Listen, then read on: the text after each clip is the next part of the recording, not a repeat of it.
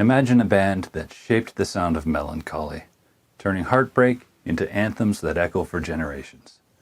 That's The Cure, the post-punk pioneers who've sold over 30 million albums and influenced everyone from Nine Inch Nails to Billie Eilish. But beyond the hits like Boys Don't Cry or Friday I'm in Love, there are hidden gems waiting to be unearthed. Stick around as we dive into 10 tracks that Cure heads swear by. Let's get lost in the darkness. Formed in 1978 in Crawley, England by school friends Robert Smith, Michael Dempsey, and Lol Tolhurst, The Cure started as Easy Cure before dropping the easy and embracing a raw post-punk sound. Their debut album, Three Imaginary Boys, in 1979, was a scrappy mix of angular guitars and youthful angst, drawing from influences like the Buzzcocks and Joy Division. But it was the early 80s that defined them. Albums like 17 Seconds, Faith, and the brutal Pornography plunged into Gothic depths, with Smith's lyrics exploring isolation, faith, and despair amid swirling synths and echoing drums. By the mid-80s, they pivoted to poppier territories with The Head on the Door and Kiss Me, Kiss Me, Kiss Me, blending whimsy and darkness to score global hits.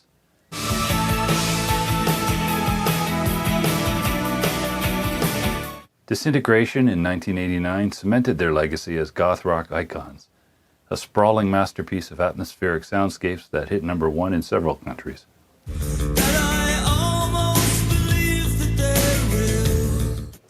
Through lineup changes, including the departure and return of key members like Simon Gallup, The Cure weathered substance issues, label battles, and personal turmoil, yet continued evolving. From the upbeat Wish in '92 to experimental later works like Bloodflowers and 413 Dream. Their influence has been absolutely immense. They pioneered the big hair and black eyeliner aesthetic that birthed emo and alternative scenes, inspiring bands like Interpol, The National, and even modern acts like the 1975. With 14 studio albums, inductions into the Rock and Roll Hall of Fame in 2019. Are you as excited as I am? By the sounds of it, no. And ongoing tours, including massive 2026 festival slots, The Cure remain timeless, proving melancholy can be majestic. Now let's uncover those hidden gems, songs buried on albums that hardcore fans obsess over but casual listeners may have missed. First up, Push, from 1985's The Head on the Door. This opener explodes with a nearly 2-minute guitar intro that's pure adrenaline, layering catchy hooks over driving rhythms. Lyrically, it's a metaphor for pushing through doubt and negativity.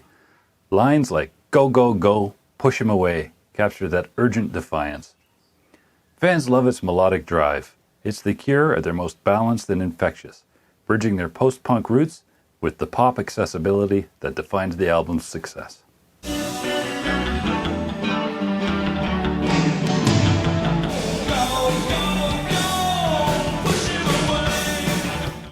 That riff, it hooks you instantly. It's perfect for shaking off the blues, and it feels like a burst of energy in The Cure's evolving sound. Next, Doing the Unstuck from Wish in 1992.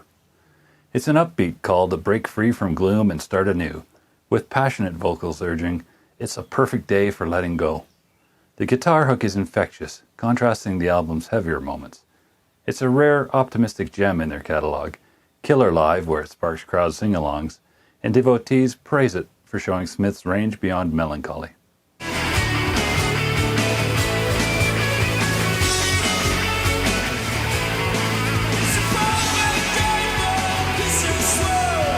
If you're stuck in a rut, this one's your anthem. Pure liberation wrapped in 90s alternative flair. And from the darker end of The Cure's catalog, how about Burn from the Crow soundtrack in 1994? Brooding drums pound relentlessly with dreamlike lyrics about escape and fire. Don't look, the shadows breathe. The unexpected penny whistle element adds a haunting twist, tying into the film's gothic tragedy. It's a live staple, like at Glastonbury 2019, with a comic book edge that fans adore for its intensity and how it fits seamlessly into The Cure's dark aesthetic.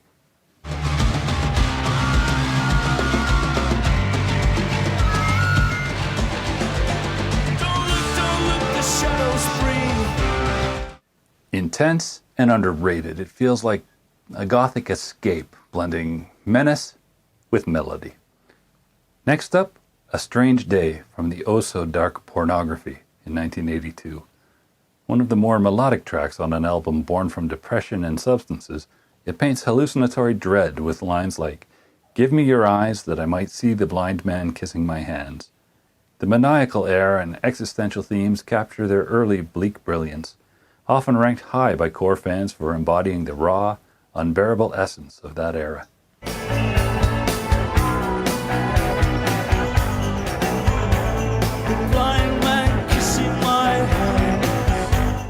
This one's for the night owls. Its existential vibe is a lifeline in a sea of chaos. And then there's Cut Here from 2001's Greatest Hits album, a grief-stricken tribute to Billy Mackenzie of the Associates after his suicide, with raw lyrics recounting a regretful last meeting. The subtle propulsion and emotional directness make it a mature standout, cherished by enthusiasts for its heartfelt maturity in The Cure's later, reflective phase.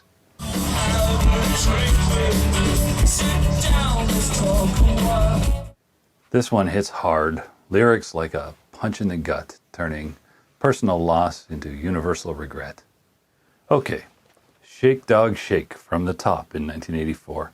Opening with aggressive, self-loathing lyrics about darkness and harm. Wake up in the dark, the aftertaste of anger in the back of my mouth. Set to invigorating riffs in a fab open guitar tuning. Goth meets psychedelia from an experimental, underrated album amid lineup flux. Diehards defend it as raw and oddly empowering.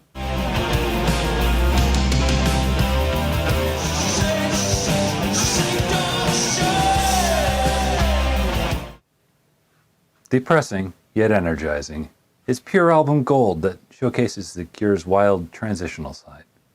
Fire in Cairo comes from their debut album, Three Imaginary Boys. Raw post-punk with unpolished energy, spelling out the title in a chant-like chorus. Shameless pop elements shine through the punk, capturing their Clash-influenced youth before Full Melancholy arrived.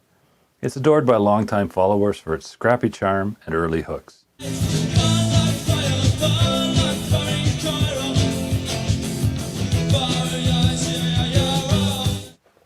That chant is pure earworm, but those lyrics, they paint a sultry desert night romance. Eyes burning like fire across the dark.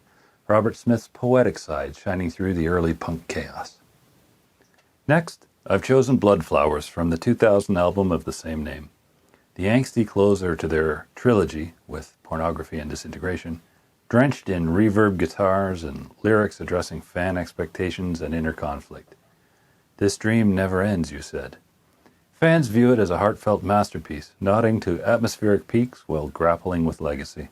This dream never ends, you said.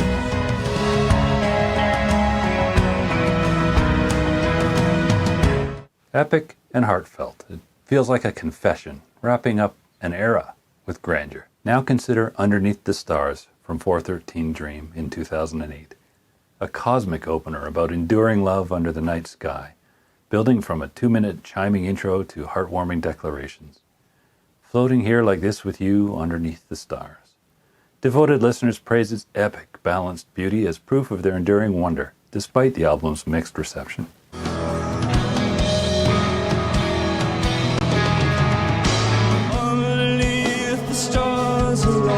It proves they still had that magic, introspective and yet uplifting. Finally, The Upstairs Room from Japanese Whispers in 1983. An eerie, drum machine-driven B-side from their electronic phase, post-Simon Gallup, evoking a dancier vibe with hidden eeriness. I love it all, these games we play.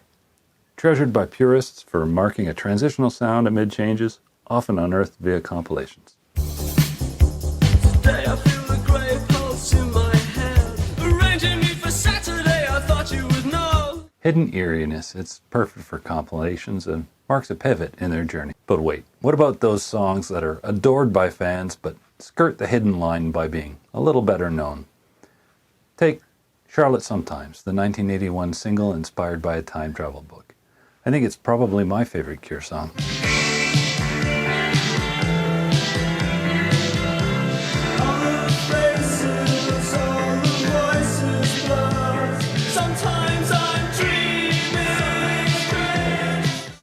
Haunting, literary, and a setlist regular. It's appeared as high as number 6 in fan polling of favorite Cure songs, but been omitted from some hits collections, which makes it feel underrated. Similar vibes apply to tracks like A Letter to Elise or Other Voices. Beloved album cuts that appear often in debates about almost hits. If you're a Cure head, what's your favorite almost hit? Drop it in the comments below.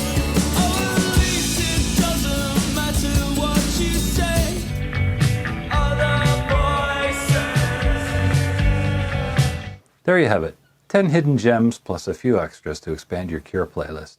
If this sparked your interest, hit subscribe for more dives into alternative legends. Thanks for watching, and stay moody.